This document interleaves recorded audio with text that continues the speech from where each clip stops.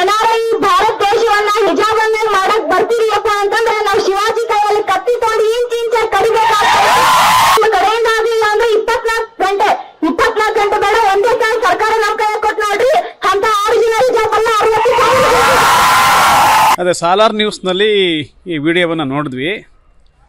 ಇದು ಧರ್ಮದ್ವೇಷದ ರಾಜಕಾರಣ ದಿನೇ ದಿನೇ ಭಾಳ ತೀವ್ರಗತಿಯಲ್ಲಿ ಮಾಡ್ತಾಯಿದ್ದಾರೆ. ನಾನು ಒಬ್ಬ ಹಿಂದುವಾಗಿ, ಕುವೆಂಪು ನಂಬಿದ ಸರ್ವಜನಾಂಗದ ಶಾಂತಿಯ ತೋಟದವನಾಗಿ, ನಮ್ಮೂರಿನವನಾಗಿ, ಚಿಕ್ಕಮೂರು ಜಿಲ್ಲೆಯವನಾಗಿ ಹೇಳ್ತೀನಿ, ಬಹುಸಂಖ್ಯಾತ ಹಿಂದೂಗಳು ಈ ಥರದ ಪ್ರಚೋದನಾಕಾರಿ ಹೇಳಿಕೆಯನ್ನು ನಾವು ಇದನ್ನು ತೀವ್ರವಾಗಿ ಖಂಡಿಸ್ತೀವಿ. ಹೇಟ್ ಸ್ಪೀಚ್ ಮಾಡ್ತಾ ಇರುವಂಥ ಒಂದು 7-8 ಜನ ಮತ್ತು ಅವ್ರನ್ನ ಪ್ರಚೋದಿಸ್ತಿರುವಂಥ ಯಾರು ಮನೆಯಲ್ಲಿ ಕೂತು ಬಡ ಶೂದ್ರ ದಲಿತ ಹಿನ್ನೆಲೆಯ ಮಕ್ಕಳನ್ನು ಬಲಿ ಕೊಡ್ತಾ ಇದ್ದಾರೆ, ಒಂದಲ್ಲ ಒಂದು ದಿನ ಚರಿತ್ರೆಯಲ್ಲಿ ಇದಕ್ಕೆ ನಿಮ್ಗೆ ಸರಿಯಾದ ಪಾಠ ವಾಪಸ್ ಸಿಕ್ಕುತ್ತೆ.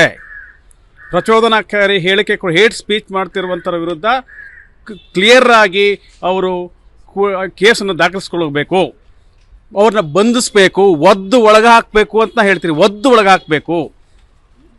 ಈಗ ಇಡೀ ಕರ್ನಾಟಕದಲ್ಲಿ ಏನು ನಮ್ಮ ದೇಶದಲ್ಲಿ ಕಾನ್ಸ್ಟಿಟ್ಯೂಷನ್ ಇದೆ, ನಮ್ಮ ದೇಶದಲ್ಲಿ ಸಂವಿಧಾನ ಇದೆ.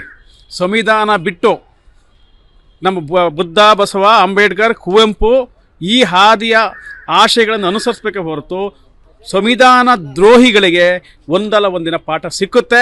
ಚರಿತ್ರೆ ತೋರಿಸ್ಕೊಟ್ಟಿದೆ, ಇಡೀ ಜಗತ್ತು ತೋರಿಸ್ಕೊಟ್ಟಿದೆ. ಕೂಡಲೇ ಆ ಹುಡುಗಿಯರನ್ನ ಪ್ರಚೋದನೆ ಮಾಡಿ ಬಾಯಿಗೆ ಬಂದಾಗಿ ಕೊಚ್ಚಿ ಹಾಕ್ತೀವಿ, ಕೊಲ್ತೀವಿ, ಕೊಲ್ಲು ಸಾಯಿಸು ಅನ್ನೋ ದೇಶವ ನಮ್ಮದು. ನಮ್ಮ ವೇದಗಳೇನು ಹೇಳಿದೆ?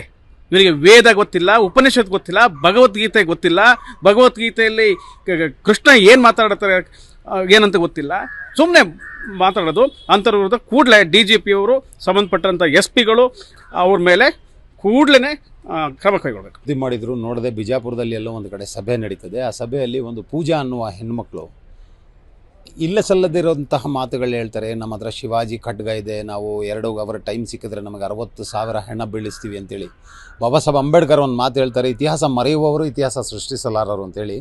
ನಮ್ಮ ದೇಶದ ಇತಿಹಾಸ, ಶಿವಾಜಿರವರ ಅಂಗರಕ್ಷಕರು ಮುಸಲ್ಮಾನರಿದ್ದರು. ಆ ಶಿವಾಜಿರವರ ಖಡ್ಗ ನೀವು ಎತ್ಕೊಂಡ್ರೆ ಮುಸಲ್ಮಾನರ ಮೇಲೆ ಪ್ರಯೋಗ ಮಾಡ್ತೀರಿ ಅಂತೇಳಿ ಏನು ಸಂದೇಶ ಕೊಡ್ತಾ ಇದ್ದೀವಿ ಸಮಾಜಕ್ಕೆ? ಅದಲ್ಲದೆ ಈ ದೇಶಕ್ಕೆ ಒಂದು ಸಂವಿಧಾನ ಇದೆ. ಆ ಸಂವಿಧಾನದ ಹಾದಿಯೆಲ್ಲ ನಡಿಬೇಕು. ಒಂದು ಕಡೆ ಮುಸಲ್ಮಾನರ ಮೇಲೆ ಇಲ್ಲದಿರುವಂತಹ ಕೇಸ್ಗಳು ಮಾಡೋವಂಥದ್ದು, ಅದೇ ರೀತಿ ಡಾಕ್ಟರ್ ಕಫೀಲ್ ಇದ್ದಾರೆ ಮತ್ತು ಚೇತನ್ ಅಹಿಂಸಾ ಇದ್ದಾರೆ. ಇಂಥವ್ರ ಮೇಲೆ ಬೇಕಿಲ್ಲದೆ ಇರುವಂತಹ ಕೇಸಸ್ಗಳು ಮಾಡ್ತೀರಿ. ಈ ಕೇಸ್ ಈ ಹುಡುಗಿ ಇಷ್ಟೊಂದು ಮಾತಾಡ್ತಾರೆ ಅಂದರೆ ಹಿಜಾಬ್ಮಯ ಆಗ್ತದೆ ಭಾರತ ದೇಶ, ನಾವು ಅದಕ್ಕೆ ಮಾಡೋಕ್ಕೆ ಬಿಡಲ್ಲ. ಈ ಪ್ರೊವೋಕಿಂಗ್ ಸ್ಟೇಟ್ಮೆಂಟ್ಗೆ ಸೋಮೋಟೋ ಈಗ ಮಾಡ್ಲಿಕ್ಕೆ ಬರಲ್ವಾ ಪೊಲೀಸ್ನವ್ರಿಗೆ? ಸೋಮೋಟೋ ಕೇಸ್ ಮಾಡ್ಬೋದಾಗಿತ್ತು, ಸೆಡಿಷನ್ ಕೇಸ್ ಮಾಡ್ಬೋದಾಗಿತ್ತು. ಅದಲ್ಲದೆ UAPA ಕಾಯ್ದೆಯಲ್ಲಿ ಅವ್ರಿಗೆ ಹಾಕ್ಬೋದಾಗಿತ್ತು. 60,000 ಹೆಣಗಳನ್ನು ಬೀಳಿಸ್ತೀರಿ ಅಂದರೆ ಅರ್ಥ ಏನು? ಇದರಿಂದ ನಾವು ಸಮಾಜಕ್ಕೆ ಏನು ಸಂದೇಶ ಕೊಡ್ತಾಯಿದ್ದೀವಿ? ರಾಷ್ಟ್ರ ಯಾವ ರೀತಿ ನಾವು ನಿರ್ಮಾಣ ಮಾಡ್ತಾಯಿದ್ದೀವಿ? ಸೊ ಇದು ಧರ್ಮದ ರಾಜಕಾರಣ ಮಾಡ್ತಾ ಇದ್ದಾರಲ್ಲ, ಈ ಧರ್ಮದ ರಾಜಕಾರಣಕ್ಕೆ ಕಡಿವಾಣ ಹಾಕ್ಬೇಕಾದ್ರೆ ಇಲ್ಲಿರ್ತಕ್ಕಂಥ ಕಾನೂನನ್ನು ಸಂಪೂರ್ಣ ಅವರ ಅಗೇನ್ಸ್ಟಲ್ಲಿ ಏನು ಕೆಲಸ ಮಾಡ್ತಾರೆ ಆ ರೀತಿಲಿ ಆ ಕಾನೂನನ್ನು ಪ್ರಯೋಗ ಮಾಡಿ ಕಠಿಣ ಶಿಕ್ಷೆ ಆಗಬೇಕು ಅಂತಕ್ಕಂಥದ್ದು ನಮ್ಮ ವಾದ.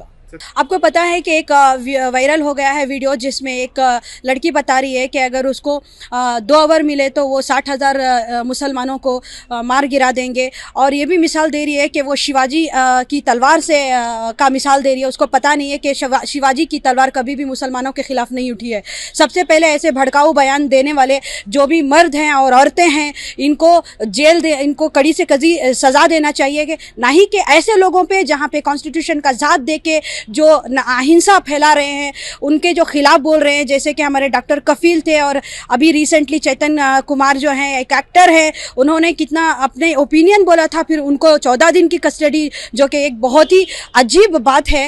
और ऐसे लोगों को खुलेआम जो हिंदुत्व बढ़ाने के लिए जो हमारी जो BJP और RSS खबरदार रहिएगा, क्योंकि आज जो आप भड़काऊ बयान दे रहे हैं औरतों को सामने रखकर, ठीक है, ये जो आग ना बहुत ज़्यादा जलेगी. आपको हम लोग सिर्फ कॉन्स्टिट्यूशन को इज्जत देते हुए खामोश हैं, क्योंकि हमें भरोसा है सुप्रीम कोर्ट पर और इस कानून पर कि हमें इंसाफ ज़रूर मिलेगा. अगर हमें उसकी इज्जत ना होती तो हम भी इस तरह का करारा जवाब आपको देते थे. खबरदार रहिएगा, स्पेशली बजरंग दल, RSS और BJP.